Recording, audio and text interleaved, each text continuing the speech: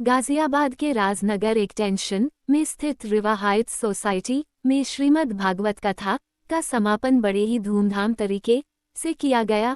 Riva Heights society में हुई श्रीमद् भागवत कथा वृंदावन धाम से आए पंडित सुखेंद्र मिश्रा जी महाराज ने सुनाई। श्रीमद् भागवत कथा में श्री अनिरुद्धाचार्य जी महाराज ने भी अपना प्रवचन दिया। श्रीमद् भागवत कथा समापन के पावन अवसर पर मुख्य यजमान रिवा हाइट्स सोसाइटी के एओए अध्यक्ष श्री सुबोध त्यागी एवं समाजसेवी मनोज शर्मा ने कन्या भोज एवं हवन कर के किया। हवन के उपरांत विशाल भंडारे का आयोजन किया गया। यजमान बनके कैसा लगा? ये मेरा सौभाग्य है, ये बिहारी जी की मेरे ऊपर कृपा है। मैं बिहारी जी का मतलब बहुत बड़ा भक्त हूँ और जब मेरे पास 30 तारीख की सुबह सुबोध जी का और बड़े भाई संजय भाई का फोन आया और मैं उस 29 तारीख की रात को लेट नाइट आया था और मैं सो रहा था, तो मॉर्निंग में दोनों भाइयों का फोन मेरे पास आया और मैं नींद में ही बात करते करते इन्होंने कहा भागवत का शुभारंभ करा रहे हैं मनोज जी और आपका साथ चाहिए। तो मैं नींद से एकदम गहरी नींद से जग के बोला, मैंने कहा भाई साहब ये मेरे लिए सौभाग्य की बात है कि श्री बिहारी जी हमारी सोसाइटी में विराजमान होंगे। इतना बड़ा काम ये हर कहीं हो नहीं पाता, तो ये बिहारी जी की हम पे कृपा है और ये बहुत अच्छी चीज हुई है हमारी सोसाइटी में। अच्छा मनोज भैया, आप जो है यहाँ पे जो भागवताचार्य जी आए थे, आप उनके शिष्य भी बन गए हैं, तो एक ही जो है आप भागवत के यजमान भी बने, उसी में आप उनके शिष्य भी बन गए, तो ये जो सुनहरा अवसर आपको दोनों मिला है, तो क्या कहना चाहते हो? इसमें मैं सबसे पहले अपने बड़े भाई संजय भाई सुबोध जी, इनका मैं दिल से आभार व्यक्त करूंगा और हमेशा इनके लिए आभारी रहूंगा कि इन्होंने बिहारी जी के चरणों में मुझे यजमान बनाया।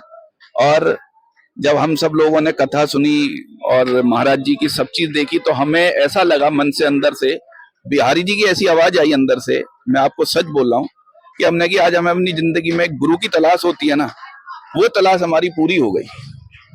और जब वो सब चीज पूरी हुई तो उस दिन एकादशी का दिन था, हम सारे भाइयों ने बैठ के एकदम चर्चा की कि क्या हमें महाराज जी से गुरु दीक्षा ले लेनी चाहिए।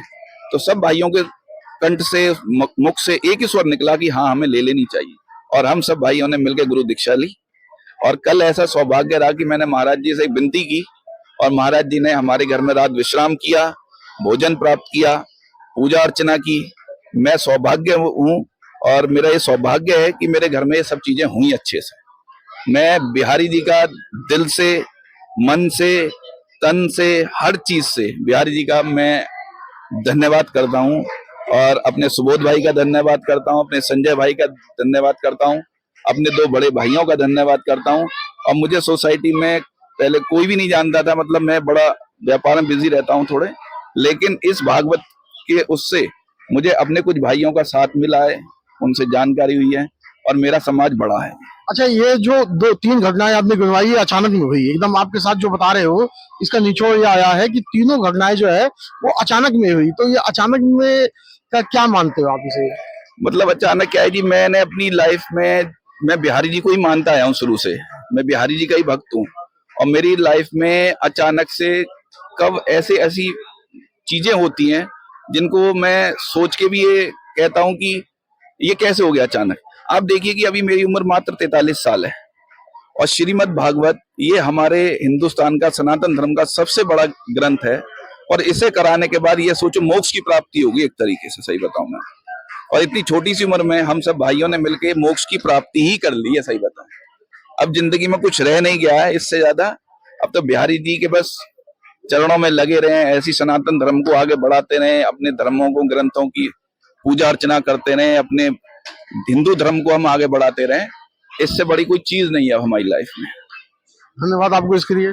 बहुत बहुत धन्यवाद आपका।